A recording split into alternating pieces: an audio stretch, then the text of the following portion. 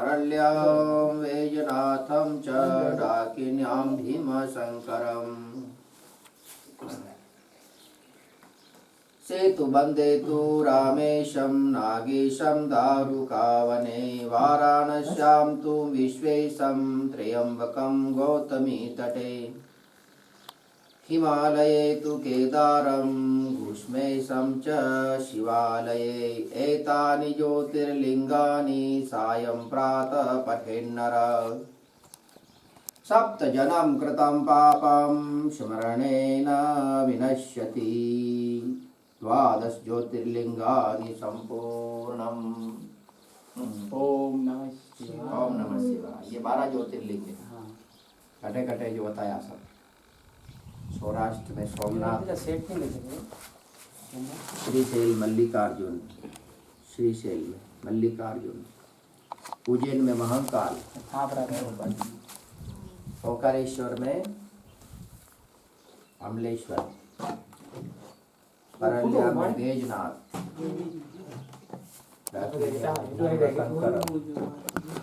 सेतुबंध में रामेश्वर, भैया नागेश्वर में दारुकावन में नागेश्वर, वाराणसी मतलब काशी में विश्वनाथ विश्वेश्वर, और त्र्यंबकेश्वर में गौतमी तटे त्र्यंबकेश्वर, हिमालय में केदारम और घुष्मेशम शिवालय। ये 12 ज्योतिर्लिंग सुबह शाम अड़ाने बढ़े कोई तो 7 जन्म रहा पाप भी सब नष्ट हो गया।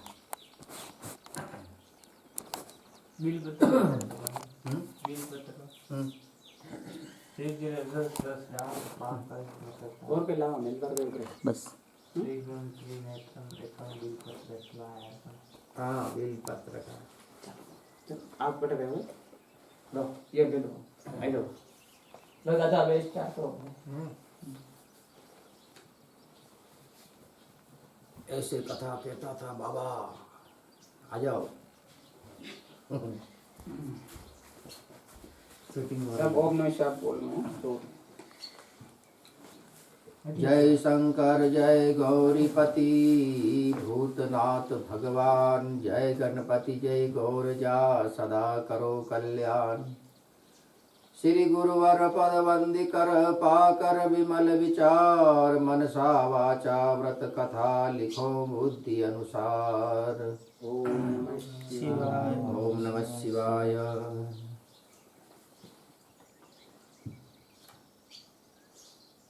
खसी रहा या आप इच्छा है दो सेम है। हां कहीं आप इच्छा एक समय कैलाश पर्वत पर जबकि चारों ओर 18 भार वनस्पति फल फूल रही थी और सुंदर मंद तथा सुगंधित हवा चल रही थी, ऐसे समय शिवजी तथा पार्वती जी एक सुंदर आसन पर विराजमान होकर इस छटा को देख रहे थे। ओम नमः शिवाय। श्री पार्वती जी बोली, हे नाथ, आज तो चौपड़ पासों का खेल खेलना चाहिए। महादेव जी ने कहा कि ठीक है, पर चौपड़ के खेल में छल कपट बहुत होता है, इसलिए हार जीत के निर्णय का साक्षी कौन देगा। ओम नमः शिवाय। तब तो पार्वती जी ने अपने अंग से मैल उतारकर वह उसका एक पुतला बनाकर बिठा दिया, ओम नमः शिवाय। जिसे श्री महादेव जी ने सरजीवन कर उससे बोले कि हे पुत्र अंगद, हम दोनों चौपड़ खेल रहे हैं, सो तू हमारे हारने जीतने का साख भरना। ओम नमः शिवाय। अब चौपड़ का खेल शुरू हुआ। महादेव जी ने 2 बार पासे फेंके और अंगद से पूछा कि बता, अब कौन हारा है कौन जीता है। अंगद ने कहा कि आप जीते, पार्वती जी हारे हैं। ओम नमः शिवाय। तीसरी बार पार्वती जी ने पासे फेंके और पूछा कि बता, अब कौन जीता और कौन हारा है। यद्यपि इस बार पार्वती जी जीती थी, पर अंगद ने सोचा कि यदि मैं महादेव जी को हारा हुआ कहूँगा तो वे मुझे श्राप दे देंगे। ओम नमः शिवाय। अतः उसने कहा कि महादेव जी जीते हैं और पार्वती जी हारे हैं। ओम नमः शिवाय। यह सुनते ही पार्वती जी ने क्रोध में आकर अंगद को श्राप दिया कि जा तू कोढ़ी हो जा और भटकता फिर।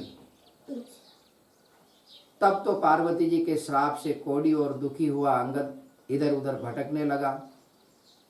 भटकते भटकते एक दिन वह एक विशाल तथा भयंकर जंगल में पहुंचा, जहां उसे 12 और 12 24 कोस के बीच एक तालाब दिखाई दिया, ओम नमः शिवाय। जिसके आसपास बड़ तथा पीपल के कई पेड़ खड़े थे। ओम नमः शिवाय। और इंद्राणी, ब्रह्माणी तथा अन्य बहुत से देवताओं की स्त्रियां मिलकर वहां पर व्रत कर रही थी। ओम नमः शिवाय। अंगद ने उन्हें ऐसा करते हुए देखकर पूछा कि बहनों, आप ये क्या कर रही हैं? देवांगनाओं ने उत्तर दिया कि हम महादेव जी के मनसा वाचा व्रत को कर रही हैं, ओम नमः शिवाय। जिसके करने से सभी मनोकामनाएं पूर्ण होती हैं। अंगद ने कहा, तब तो मैं भी इस व्रत को करूंगा।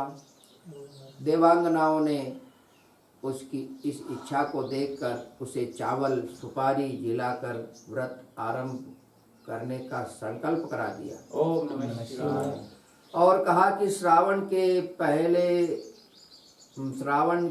महीने के कृष्ण पक्ष के प्रथम सोमवार से इस व्रत को शुरू किया जाता है। ओम नमः शिवाय। श्रावण महीने के कृष्ण पक्ष के प्रथम सोमवार से इस व्रत को शुरू किया जाता है। तो आज कैसे कर रहे हैं अपन? शुक्रवार है आज तो। चौथ या सोमवार। उस दिन किसी कंवारी कन्या के हाथ से 2 कोनी सूत कतवा कर उसका डोरा बनवावे और उसे पीली गेरू से रंगे।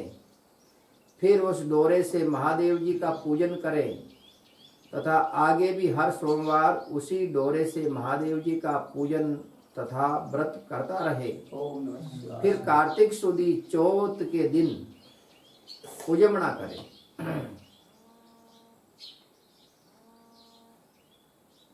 कार्तिक सुदी चौथ के दिन व्रत का उयमना करे। ओम नमः शिवाय। श्रावण में ये व्रत लेवे और उस दिन उयमना करे। उस दिन 4.25 सेर आटा, 1.25 सेर घृत तथा 1.25 सेर गुड़, तीनों चीजें अपने गांव के तोल मुजब, मतलब तोल के अनुसार, पुरानो जो तोल आपने गाम डालो शेर, अब महीने कह दो आप तो पूर्ण किलो 800 ग्राम रे लगभग एक शेर वेजा। और अभी तो तोल और कम पड़ गयो, किलो भी 700 ग्राम। तो गांव के तोल मुजब लेकर उसका चूरमा बनावे और उनका महादेव जी के भोग धरकर 4 बराबर के हिस्से कर ले। प्रथम भाग शिव जी के निमित्त किसी नाथ को दे दे, दूसरा भाग किसी ब्राह्मण को दे दे, तीसरा भाग गौ को खिला दे और चौथा भाग प्रसाद के तौर पर आप स्वयं ग्रहण करें तथा शेष को बिना ही राजा रंग या छोटे बड़े का भेदभाव किए सबको बराबर बराबर बरता देवे। ओम बांट देवे। डोरा जो बनाया जाता है उसे जब तक व्रत करे स्वयं धारण करते रहे और उद्यापन करने के बाद उसे जल में पधरा देवे। ओम नमः बस शिवाय। यही इस व्रत को करने का विधान है। तब अंगद ने नियमानुसार मनसा वाचा व्रत प्रारंभ किया और लगातार 4 वर्ष तक करता ही रहा। उधर एक दिन बैठे ही बैठे पार्वती जी को अंगद की याद आई और वह उसके वियोग में घबरा कर महादेव जी से कहने लगी कि हे नाथ, कोई ऐसा उपाय बतलाइए कि जिससे अंगद वापस घर पर आ जाए। तो शंकर भगवान ने पार्वती जी से कहा कि हे प्रिय, तुम मनसा वाचा व्रत करो, तुम्हारी इच्छा अवश्य पूर्ण होगी। तब तो श्री पार्वती जी ने भी विधि अनुसार डोरा बनाकर व्रत प्रारंभ किया, और जो ही यह व्रत समाप्त हुआ कि अंगद कोड रहित होकर विचरता हुआ पार्वती जी से आ मिला। ओम नमः शिवाय। पुत्र को देखते ही पार्वती जी खुशी के मारे हंसने लगी, परंतु अंगद ने सोचा कि माता जी मेरे बिना बुलाए आ जाने से हंस रही हैं, अतः वह गुस्से में भरकर वापस लौटने लगा। तो पार्वती जी ने उठकर पुत्र को पकड़ लिया और बोली कि बेटा फिर कहाँ जा रहे हो? अंगद बोला कि माता जी मैं बिना बुलाए यहाँ लौट आया, यह जानकर आप हंसे इसलिए मैं वापस जा रहा हूँ। पार्वती जी बोली कि नहीं बेटा, मैं तुम्हारे आने से नहीं हंसी थी, मैं तो मनसा वाचा व्रत के प्रभाव को देखकर हंसी हूँ। ओम नमः शिवाय। जिसे कि मैंने तुम्हारे से मिलने की इच्छा से किया था।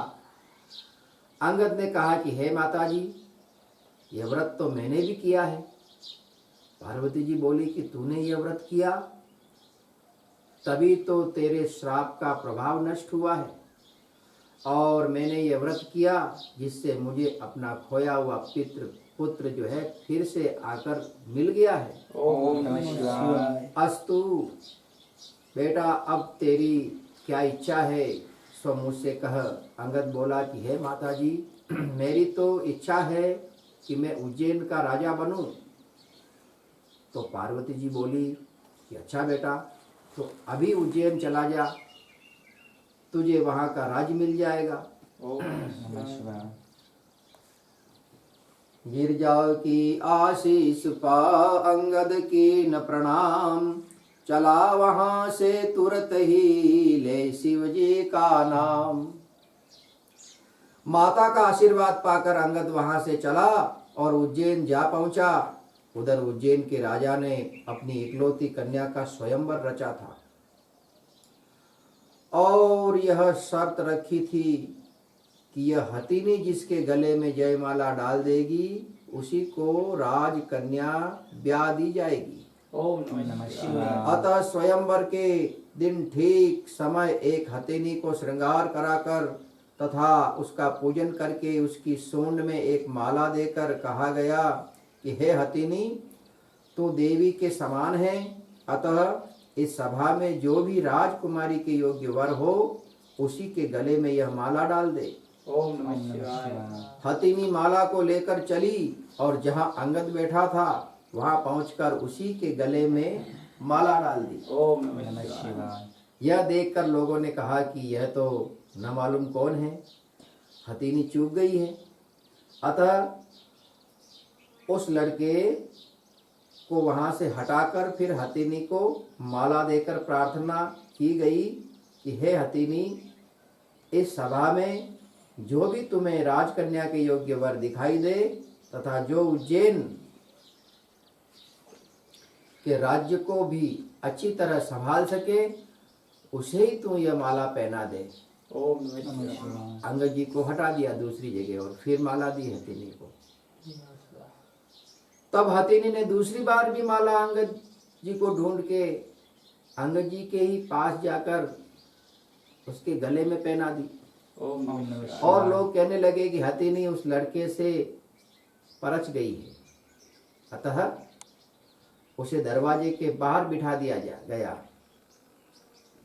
मतलब हथिनी माला वहीं पहनाना चाहती है और वो पहचान गई है, तो कोशिश कर रहे सब सभासद कि भाई इसको बिल्कुल बाहर करो।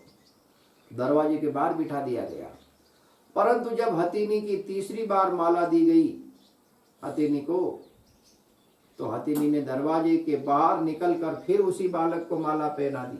ओम नमः शिवाय। फिर क्या था, राजा ने कहा जैसा होनहार है होगा।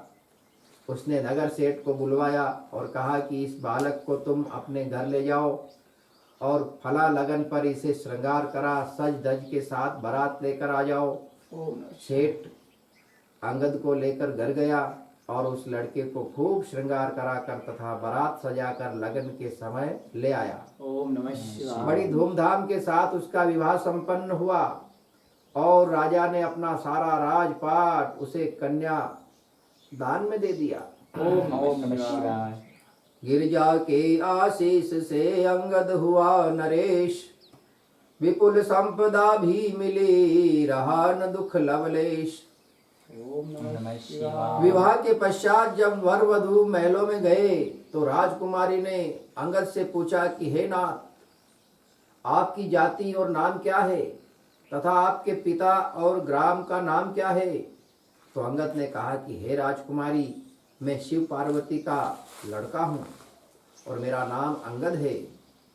तब राजकुमारी ने कहा कि महाराज, आपकी इस बात को तो यहाँ कोई भी सही नहीं मानेगा। आप सत्य सत्य बतलाइए कि वास्तव में क्या बात है। तब तो अंगद ने अपने पैदा होने की सारी कथा राजकुमारी से कह सुनाई और अपने श्राप तथा मनसा वाचा व्रत के प्रभाव से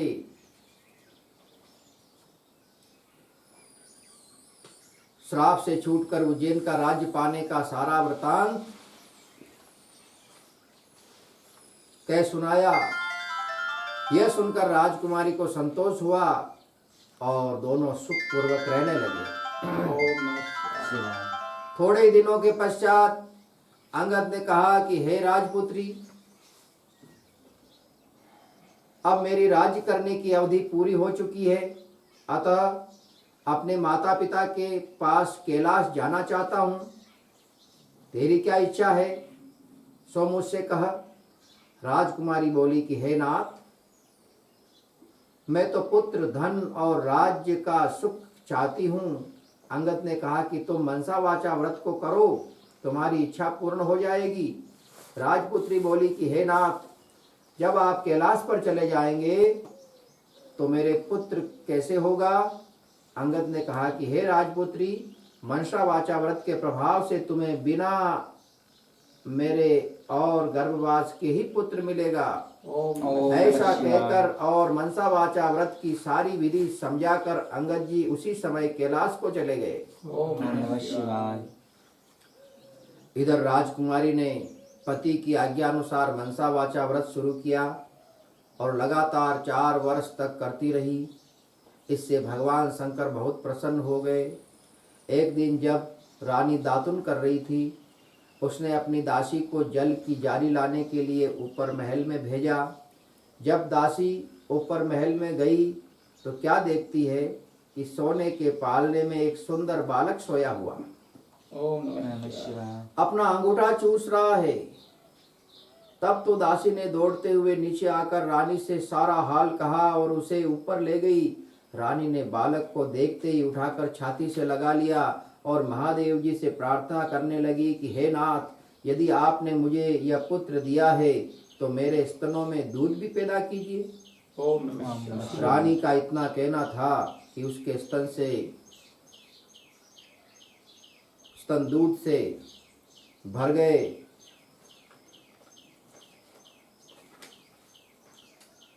सारे महल व नगर में खुशी छा गई और सभी मनसा वाचा व्रत के महत्व को सराहने लगे। बालक का नाम फूल कुंवर रखा गया। ओम नमः शिवाय। धीरे धीरे फूल कुंवर बड़ा हुआ और अब उसे सभी राजकुमार कहकर पुकारने लगे। एक दिन राजकुमार ने अपने माता से पूछा कि हे माता, मेरे पिता कौन हैं, उनका नाम क्या है और इस समय वे कहाँ हैं? तो रानी ने कहा कि हे पुत्र, तेरे पिता का नाम अंगद है, वे महादेव जी के पुत्र हैं और इस समय कैलाश में हैं। राजकुमार ने कहा कि वे, हे माता, मर्त्यलोक में इस बात को कोई कैसे सच्ची मान सकता है?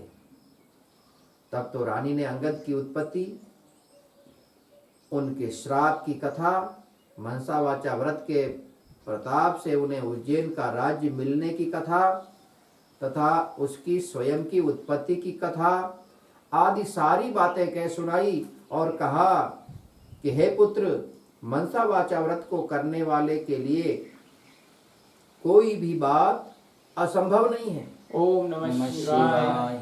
यदि तुझे उसके पराक्रम का भान नहीं है तो तू स्वयं भी इसको करके इसके फल को प्रत्यक्ष रूप में देख सकता है। ओम नमः शिवाय। फूल कुंवर कहने लगा कि हे माता, मेरी इच्छा है कि चेदीराज की कन्या, जो कि इस समय दुनिया में सबसे अधिक सुंदर मानी जाती है, उसके साथ मेरा विवाह हो। क्या इस व्रत के इससे ऐसा हो सकता है? रानी ने कहा कि हाँ, व्रत के करने से तुम्हारी इच्छा अवश्य ही पूरी होगी। तब तो फूल कुंवर ने माता से संपूर्ण विधि पूछकर व्रत प्रारंभ किया और लगातार 4 वर्ष तक करता रहा। भगवान शंकर फूल कुंवर पर प्रसन्न हो गए और चेदीराज को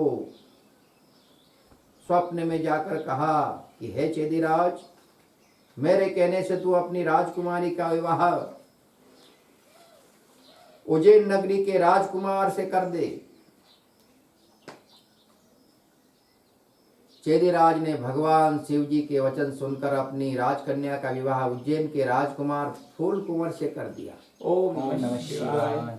अब तो वह फूल कुंवर जो बालक राजकुमार राजा हो गया। ओम नमः शिवाय। एक दिन राजा फूल कुंवर शिकार खेलने वन में गया तो वहां उसको कोई शिकार हाथ नहीं आई।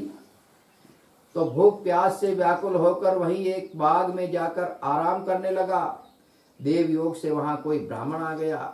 उसने राजा को पंचांग सुनाया कि आज कार्तिक सुदी चौथ है, अर्थात मनसा वाचा व्रत के उजिरने का दिन है।